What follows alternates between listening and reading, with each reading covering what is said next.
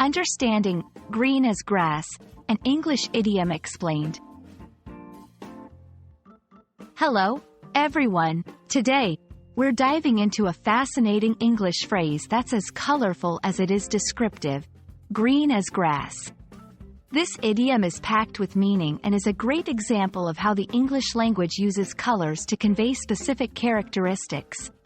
So, whether you're an English language learner or just someone who loves diving into the nuances of language, this video is for you. Let's explore what it means to be green as grass and how you can use this expression in your everyday conversations. The phrase, green as grass, is used to describe someone who is very new, inexperienced, or naive in a particular area. Just like how freshly grown grass is young and tender, a person who is green as grass is at the very beginning of their learning journey or career. It's a vivid way to highlight someone's lack of experience without necessarily being derogatory. Understanding the origins of idioms can often help us appreciate their meanings even more.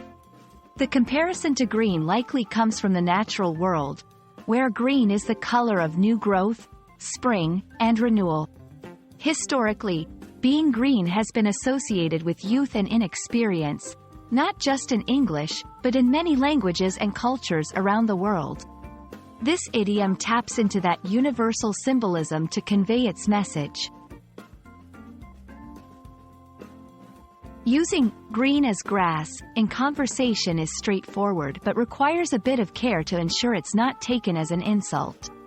It's often used in contexts where someone's inexperience is evident or when discussing someone's early stages in their career or hobby.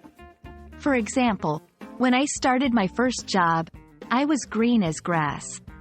I've learned so much since then.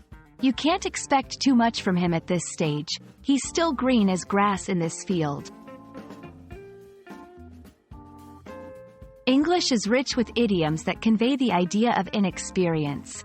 Some similar expressions include wet behind the ears and newbie.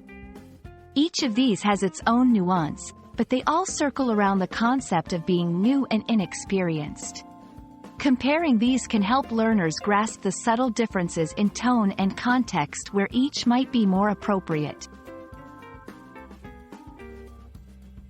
We hope this exploration of the phrase, green as grass, has illuminated not just its meaning but also the colorful ways in which the English language describes the world.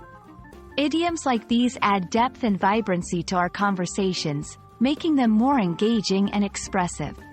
Remember, being green as grass in any area is just the first step on the journey of learning and growth. Thank you for joining us, and we look forward to uncovering more linguistic treasures with you in future videos.